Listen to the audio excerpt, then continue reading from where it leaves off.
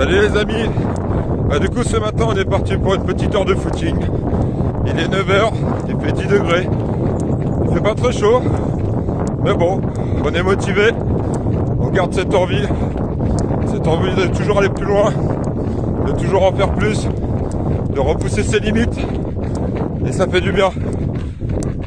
Je viens de taper l'étape mi-parcours, passer un pont au-dessus du TGV avec un bon dénivelé de 10 minutes à faire en aller-retour. Et là du coup je fais le retour. Force à vous, on garde la motivation. J'ai oublié de vous préciser les amis, essayez de viser une étape à mi-parcours avec une difficulté qui vous permettra d'augmenter votre rythme cardiaque, augmenter l'effort tout en faisant du cardio. Les changements de rythme sont très bons pour le cardio, pour le mental aussi. On sait qu'on doit le faire et on va le faire. On reste toujours motivé et on va jusqu'au bout.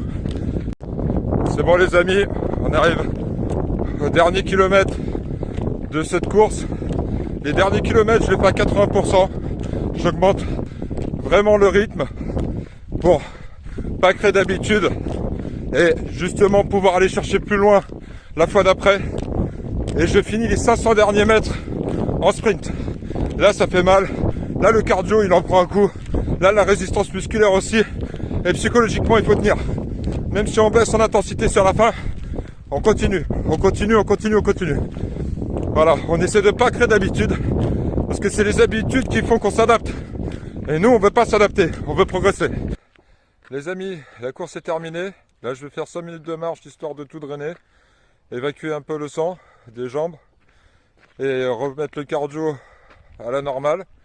J'espère que ça vous a inspiré pour les personnes confirmées qui cherchent à progresser avec des étapes où on progresse, on augmente à chaque fois des difficultés, on se fait des plateaux de difficultés, jamais dans l'adaptation, toujours dans la progression.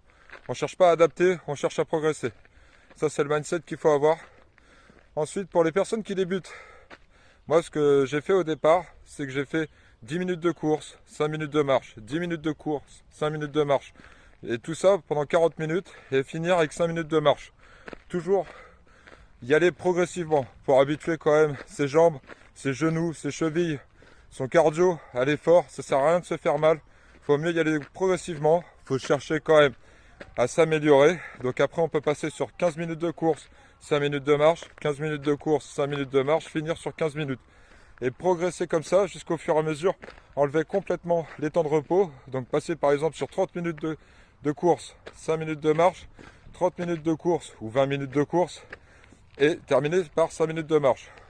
Pour moi, qui ne cherche pas à faire des marathons, je cherche juste à faire 1 heure de course dans la semaine.